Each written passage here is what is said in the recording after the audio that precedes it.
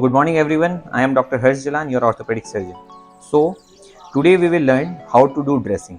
देखिए बहुत बार हम जब सर्जरी करते हैं या आपको कोई चोट लग जाती है तो we always ask our patient कि आप ड्रेसिंग कीजिए। तो बहुत बार तो हम सबको हॉस्पिटल बुला के ड्रेसिंग करना प्रेफर करते हैं क्योंकि हमारे यहाँ प्रॉपर सेटअप होता है कि हम जहाँ एक सही तरीके से सफाई तरीके से ड्रेसिंग कर सकें।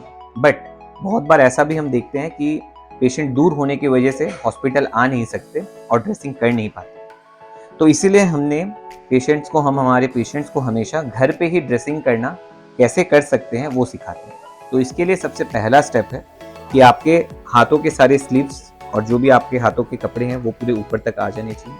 आपका प्रॉपर हैंड वॉश होना चाहिए। आपको अच्छे से साबुन लगा के दोनों तरफ से हाथों को इस तरह से हर तरफ से सफ़ा करके धो के अपना हाथ सफ़ा रखना चाहिए। ठीक है। फिर आपको कुछ सामान पहले से ही रेडी रखना चाहिए। जैसे आपको एक ट्रे चाहिए जिसमें आपको ये एक बाटी होना चाहिए। फिर इसमें आपको चाहिए ये कुछ गॉस पीस और ये चाहिए आपको पैड और ये आपको एक चाहिए फोर्सेप्स जिससे आप चीज़ों को पकड़ के कर सकें ड्रेसिंग। ठीक है। दूसरा है आपको चाहिए बीटाडिन और हाइड्रोजन पेरोक्साइड जो हम बहुत बार बोलते हैं पेशेंट को यूज़ करके ड्रेसिंग करने के लिए। और फिर ये कोई भी एंटीसेप्टिक ऑइंटमेंट जैसे बीटाडिन यूज़ कर सकते हैं या फिर कोई भी पोविडन आयोडीन क्रीम आप यूज़ कर सकते हैं।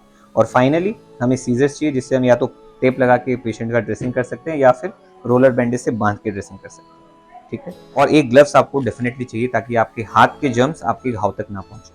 तो ये सब सामान इकट्ठा होने के बाद आप हाथ अच्छे से धोएं और उसके बाद आपको सबसे पहले ग्लव्स पहनना है।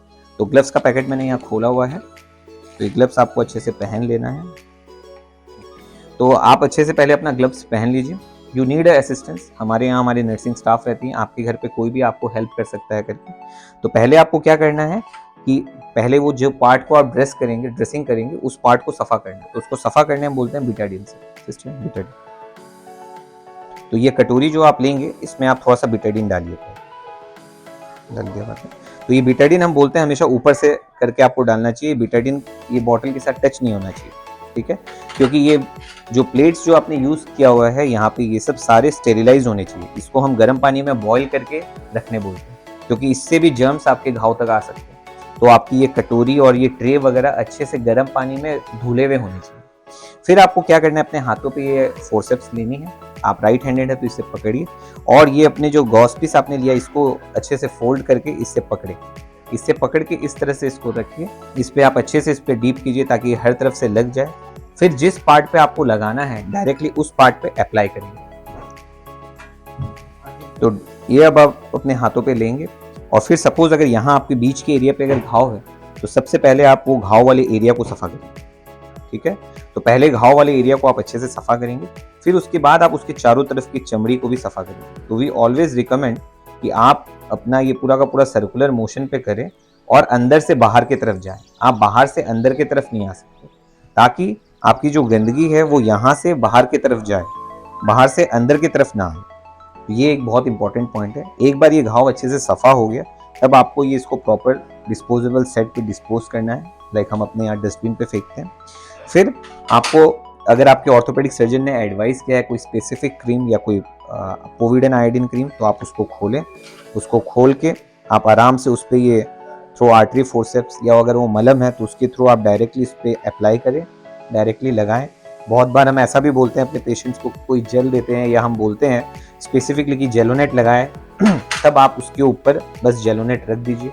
बहुत बार हम अपने पेशेंट्स को हाइड्रोजन पेरोक्साइड का वॉश देने भी बोलते हैं।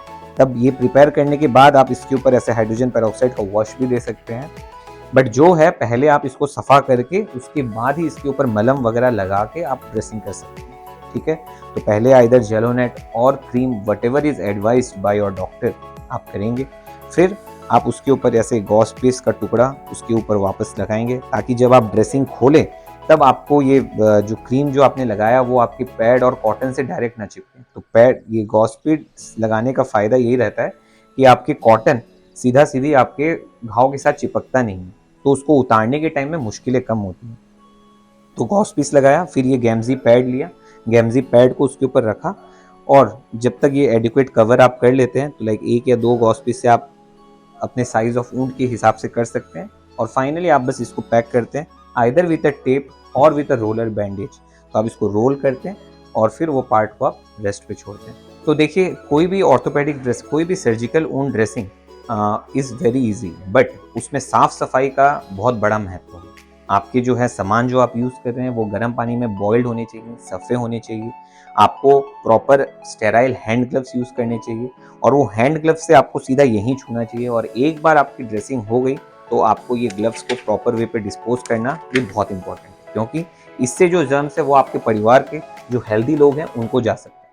तो proper disposable of waste is also very important. तो इस तरह से हम अपना रेगुलर ड्रेसिंग दिन में 2 बार या ऑल्टरनेट डेज जैसे आपको एडवाइस किया गया है ज़रूर करें। And we hope that your wound heals soon.